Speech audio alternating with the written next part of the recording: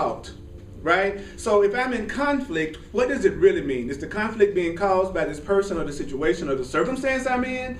Or is the conflict being caused by inconsistent thinking? Thinking that is not based on love and truth consistently. So when something does come up in your mind and you are having a thought and that thought doesn't seem too pleasant, ask yourself, does this thought resonate with my heart?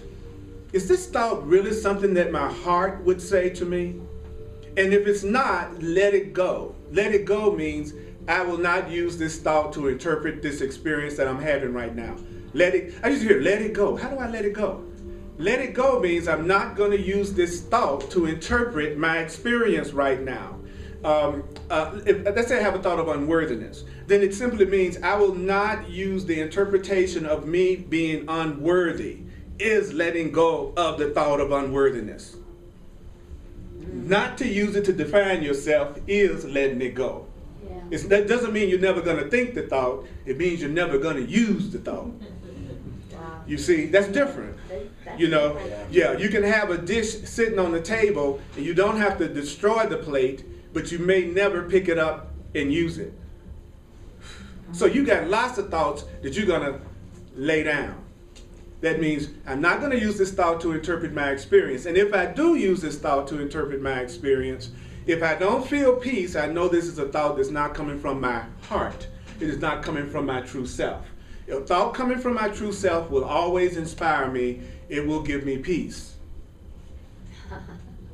If it feels light, it's going in the direction of your true self. If it feels heavy, then you know you're going in the direction away from your true self. So if you're just heavy all the time, you're lying to yourself all the time. Wow. Why would I do that? Well, if I think I'm no good and I don't think I'm worthy and I don't think I deserve to be happy and I think I deserve to be punished because I believe that I'm guilty, I'll use my thoughts to whip my butt all day long. Mm-hmm. My thoughts are giving me the spanking that my parents used to give me when I was a child. My parents are no longer doing it, so I'll do it. How will I do it? Through the things I tell myself about myself all day that makes me feel heavy and unloved. So, if you feel conflict within yourself, then do not be surprised if you experience conflict with people in your experience. Why? Because if I'm going through conflict within, I'm going to see conflict without. Because the outer is a reflection of my inner. Remember that. If you know you're not loving yourself completely, don't walk around all day thinking everybody's going to treat you the way that you want to be treated, because you're not treating yourself the way that you want to be treated, and the outer is a reflection of the inner. The outer is a reflection of the inner. The outer is a reflection of the inner. The outer is a reflection of the inner. What did I say? The outer is a reflection of the inner. What? The outer is a reflection of the inner. Oh my. The outer is a reflection of the inner. Oh my. That's either good news for some people, or some people it makes you want to go drive right off a cliff right now, because all of a sudden you're going, my God, all this conflict that I'm going through, you mean that's a reflection of the conflict going on in my mind? Yes, because you have two opposing thought systems that you're trying to use simultaneously. Mm-hmm. One thought system is saying you're a victim and that you're not a powerful being and that you're full of fear and separation. Somebody can do something to you, then you might have another thought system that says, I am this powerful being, I create my reality, I'm one with everything around me, and I deserve to be happy. And I go back and forth between the two ways of thinking. So, guess what? I see the two ways of thinking in my experience, and then I go back and forth in my experience. So if I'm full of hate, I'm not going to believe that I'm not going to attract something to me out here that's going to irritate me, because nothing is out there. It's just a reflection of what's going on within me. One day you realize there is no world. Right. That you're only seeing your own thoughts. Period. You may think you're seeing your mate, you may think you're seeing your job, you may think you're seeing yourself. You're not seeing the world. You're only seeing your thinking. You're only seeing your thinking. You're only seeing your thinking. You're only seeing your thinking. You're only seeing your thinking. You're only seeing your thinking. You're only seeing your thinking. You're only seeing your thinking. You're only seeing your thinking, and you're only reacting to your own thoughts about everyone around you, including yourself. There's a world outside of your thinking that's more beautiful than you could possibly imagine. It's just on the other side of your perception. Where's my happiness? It's just on the other side of your perception. It's right around the corner from the way you see things. That's where your joy is located. And sometimes I want to be right more than I want to be happy, so I'll keep on sticking to the stuff that doesn't even satisfy me just so I can believe I'm correct. So it's impossible to be in conflict with anyone. It's impossible to be in conflict with anything if you don't have conflict within yourself. Any questions about what I've said so far? Hell no. Anybody? Comment? Question? I love them. In a way, that's kind of good news. In a way. Yeah. In a way. I mean, it's part of it. I don't want to admit that it's my thoughts. But the other part is if I can change. Are you listening? Yeah, I'm listening. I can change my thoughts and see it differently, right? Absolutely. But the Course says it's a matter of motivation. It's a matter of motivation. It's a matter of motivation. It's a matter of motivation. Okay. See, a good teacher is a good motivator. That's all a teacher can do. All I can do is hopefully say something that you will feel motivated to make the change within yourself. That's it. That's the best I can do in this class. And that usually happens in proportion to how much a person has reached their own limits of pain.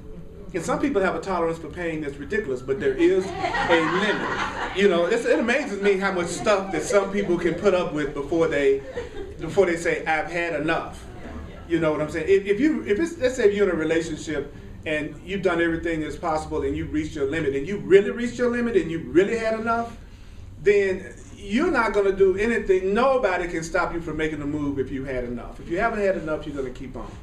All right? So one of the ways you can get rid of conflict is to have the idea that everything that you are experiencing is either love or a call for love. It's either love or a call for love. Everything that's going on in your life is either love or a call for love, willingness or resistance. Willingness or resistance, love or a call for love. You're either experiencing willingness or resistance, willingness or resistance, willingness or resistance, love or fear.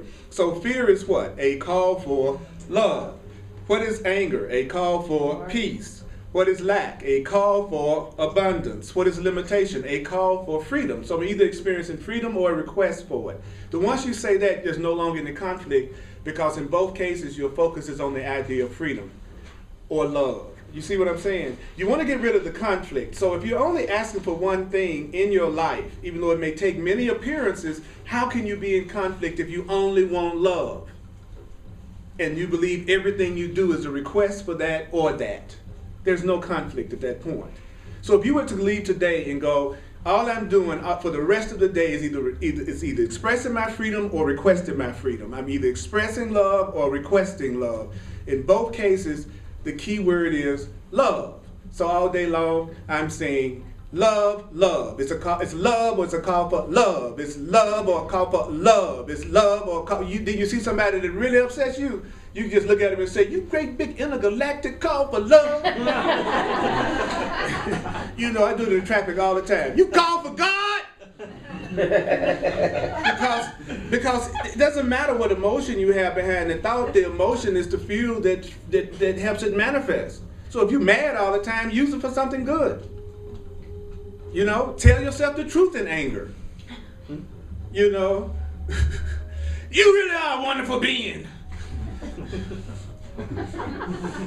Had a lot of anger behind that, but what? A lot of energy was behind that. You know what I'm saying? So the peace of mind which the advanced teachers of love experience is largely due to their perfect honesty, which means consistency. So it's only the wish to deceive that makes for war or conflict. So conflict is self-deception. Conflict is self-deception. Conflict is self-deception. What does that mean?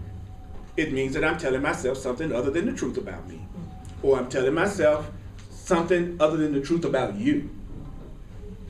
Conflict is self-deception. Conflict is it says no one at one with themselves can even conceive of conflict. If I was truly at one with myself, I couldn't even conceive of conflict and fear. Isn't that a trip? You will reach the point in your spiritual development that you can't even conceive of getting angry.